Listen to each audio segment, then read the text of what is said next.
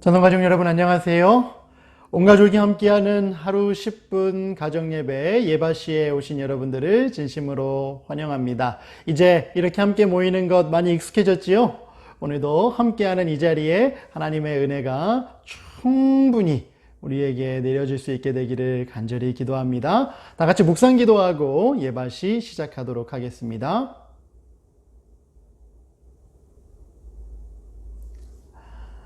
지난 한 주일 동안 함께 배웠던 나에게 세상빛 되라 라는 찬미 오늘 마지막으로 함께 부르고 마무리하려고 하는데요.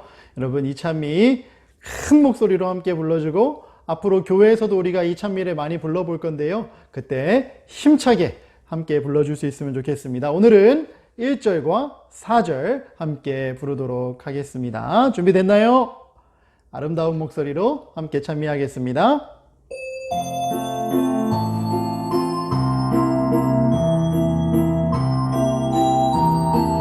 함께 하겠습니다. 나에게 세상빛 되라 주 말씀하시네. 놀 때나 공부할 때에 늘 기쁨 돌리세.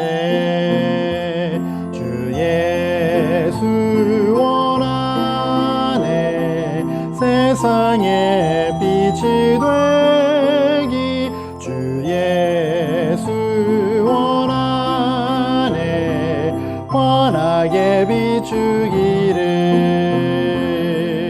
예수의 빛 나타내어 그 사랑 전하고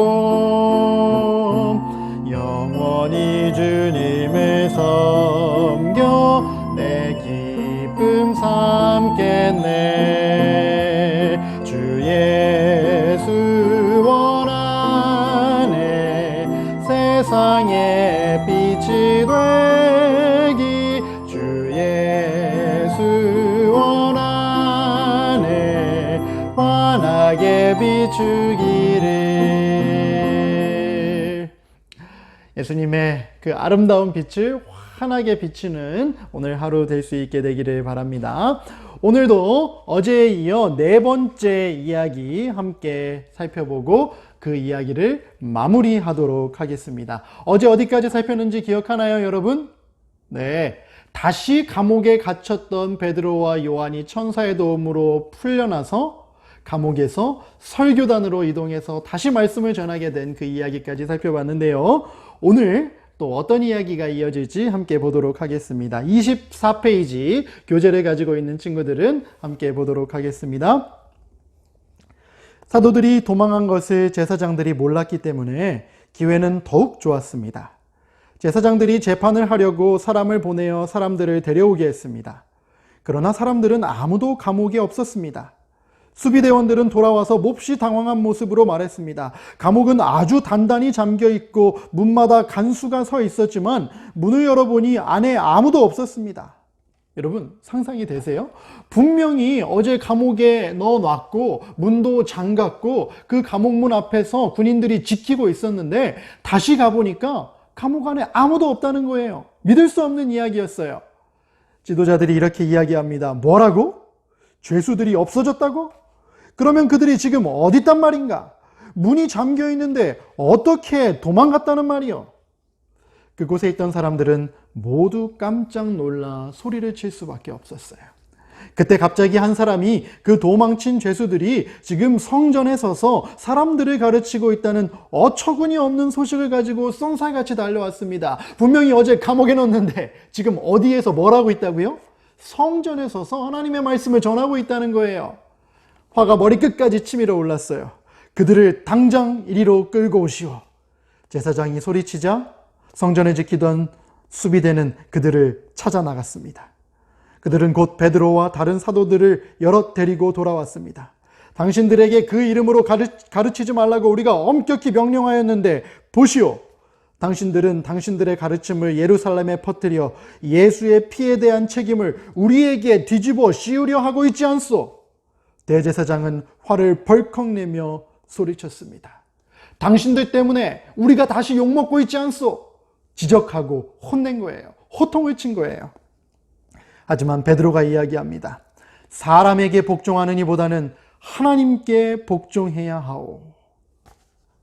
베드로가 지난번에도 했던 비슷한 말을 또 하고 있는 거예요.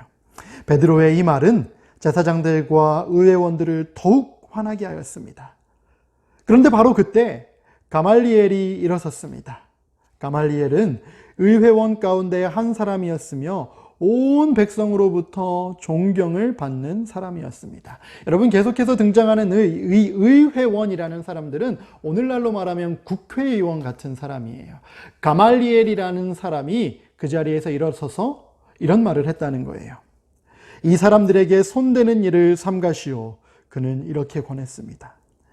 이 사람들의 사상이나 행동이나 가르침이 사람에게서 난 것이라면 곧 망할 것이요.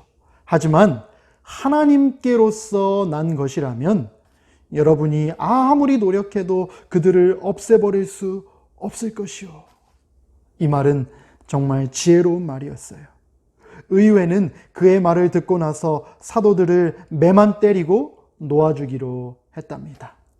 비록 맞는 매는 지독히도 고통스러웠지만 사도들은 예수님의 이름 때문에 모욕을 당할 만한 사람이 된 것을 기뻐하며 모진 매를 맞고 의회에서 물러나왔습니다.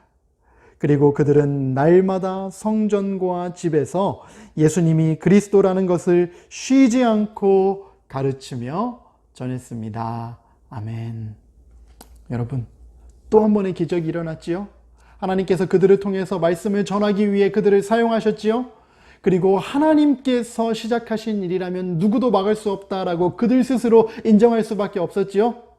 이러한 일이 오늘 우리의 삶 속에서도 이루어질 수 있음을 믿고 하나님의 말씀에 충성하며 살아가기로 결심했으면 좋겠어요. 오늘 주신 말씀을 통해 정리할 내용 2가지로 요약하고 예배 마치도록 하겠습니다. 함께 읽어보겠습니다. 시작. 하나님의 뜻에 따라 계획되고 시작된 일이라면 그 누구도 하나님의 일을 막을 수 없어요.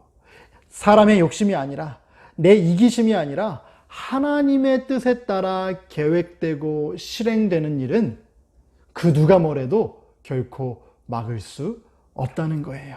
그런 확신을 가지고 하나님께서 허락하신 길을 걸어가는 천성의 가족들이 될 수 있으면 좋겠습니다. 2번째 읽어봅니다. 시작. 예수님을 진심으로 사랑하게 되면 그분을 위해 하는 모든 희생이 우리에게 기쁨이 돼요. 아멘이지요, 여러분? 한때는 예수님 때문에 자기들도 죽을까봐 다 도망갔던 제자들이 이제는 예수님의 이름을 전하면서 고통당할 수 있어서 하나님을 위해 뭔가 할 수 있어서 기쁜 사람들로 완전히 변했던 거예요. 여러분, 예수님 믿는다고 못하는 것 너무 많지요? 하지만 그것들 때문에 너무 아쉬워하지 마세요. 하나님을 위해 내려놓고 희생하는 모든 것들 하나님께서 기억하시고 더 큰 것으로 보상해 주실 것이에요.